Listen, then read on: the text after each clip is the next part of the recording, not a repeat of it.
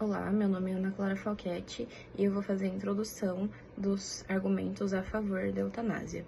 Primeiro, a gente precisa entender que eutanásia é algo que vem desde a Grécia Antiga. Porém, o termo eutanásia só foi citado pela primeira vez em 1623, em um livro de um autor chamado Francis, onde ele vai falar sobre a eutanásia especificamente. Bom, etimologicamente, se a gente separar o termo, eu quer dizer boa e tanásia está relacionada à morte, então seria boa morte, o ato de garantir a boa morte ao indivíduo. Isso, em uma sociedade que garante a autonomia e dignidade dos seres que vivem nessa sociedade, é um assunto muito discutível, pois traz o questionamento se o indivíduo, aquela pessoa, pode ou não decidir sobre a própria morte, se vai morrer com dignidade ou se ficará em estado vegetativo, como acontece muitas vezes. A seguir, a Heloísa e a Leandra vão explanar mais especificamente os argumentos a favor da eutanásia e eu voltarei com a conclusão. Dando continuidade à introdução que foi feita sobre a eutanásia, iremos agora apresentar argumentos a favor desse procedimento, iniciando com a dignidade da vida humana.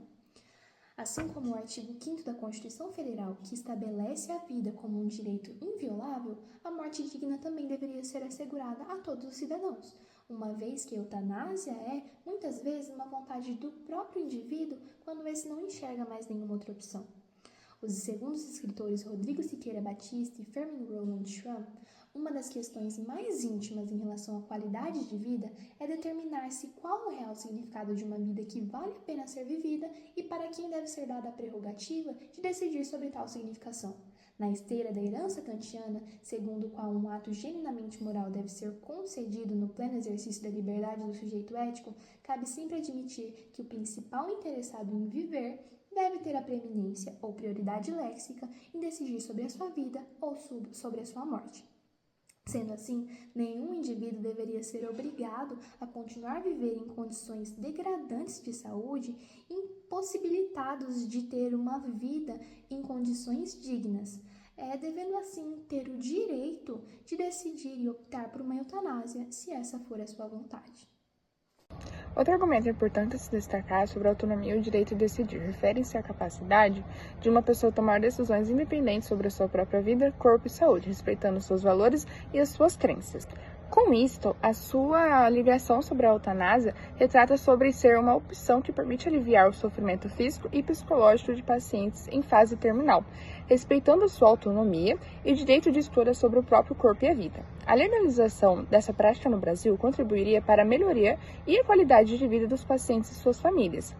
reduzindo o prolongamento de tratamentos longos e até dolorosos, e muitas das vezes sem resultado algum sobre o tratamento. Além disso, a autonomia do paciente é um princípio fundamental que deve ser respeitado, permitindo que indivíduos em condições terminais tomem decisões informadas e conscientes sobre o término de suas vidas. Dessa forma, conforme explicado pelas minhas colegas, a gente teve como exemplo o artigo 5 da Constituição Federal de 1998. Essa Constituição, esse artigo especificamente, ele garante a vida como um direito inviolável, uma vida digna. Assim, nós concluímos enfatizando que se o indivíduo ele possui direito a uma vida digna, ele deve também possuir o direito a uma morte digna, considerando que muitas pessoas passam por tratamentos degradantes e exaustivos, e ainda aqueles familiares que têm que